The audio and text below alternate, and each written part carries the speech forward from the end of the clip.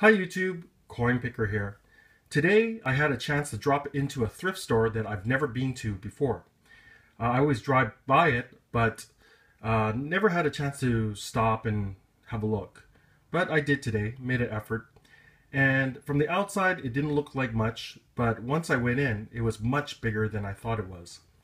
So right away I went to the front display cases, because usually the goodies are up there. And I was starting to get a little disappointed because I did see some jewelry, some sterling jewelry separated from the costume jewelry, and it was actually labeled as such, you know, sterling, $10 a bracelet, blah blah blah. So someone was doing their job correctly, but I, continued on, started looking all around the shop, and I did notice this cleaver in the display case with other cooking knives. I bought something like this in the past, and once I saw these chop marks on the blade, I knew it was antique, because that was made back in the day when China had basically, blacksmiths as well during the turn of the century, and they marked all their goods. So you'd have a maker's mark, company mark, so forth and so on. And it was pretty cheap, $3, and it's actually quite razor sharp still. So you have some maker's marks. Pretty neat marks. They chopped it just like they would gold and silver jewelry. So you can always tell the old ones with the Chinese chop marks versus the ones with English, like Made in China or Ram's Head Company in English letters and machine stamped. But these are struck by, hand struck with dies. So it's very irregular. And $3 is pretty cheap. You could tell this was handmade.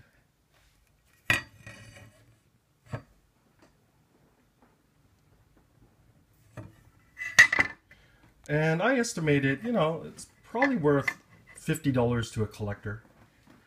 And went through their other display cases, and they had some silver plate, cutlery and whatnot. And they had a container full of souvenir spoons, which I like. And they were $1.50 each. And another container actually spelled out silver plated spoons, and it looked more like a set, so I didn't bother with those ones. But these miscellaneous spoons, I went through them all, and I found one decent one. And I was checking the backs out with this loop, and the employee helped me. Well, actually it was the manager that was helping me. He was very nice, and he was asking me, "Oh, so are you looking for silver or something?" And I told him, no, not necessarily. I told him I'm a collector, and, silver plate is good too, as long as it has some age to it. But this one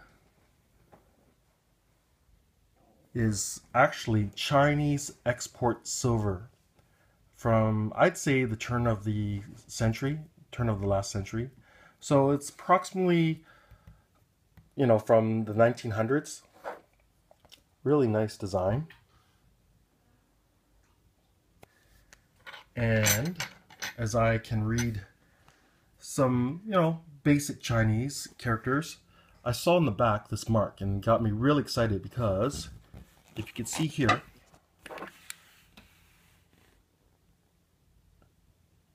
it says in Chinese, "Man Ngan," which means fine silver. So I knew it was a keeper for $1.50. So these sort of things, antique Chinese export silver, it goes beyond its silver content value. I mean, it's about roughly 9 to 10 grams of, I'd say it's probably coin silver, 80%. So, what's that, like a silver quarter's value, like $4. But as an antique, You know, I'm thinking probably $25, maybe 30. Well, I'm definitely going to check out that store again. And, you know, it's good to make friends with the manager. He was quite helpful and showed me around. And, you know, now he knows I'm a collector and I'm interested in, you know, the nice older stuff. There you have it. I hope you enjoyed this video. Please rate, comment, and subscribe. Coinpicker out.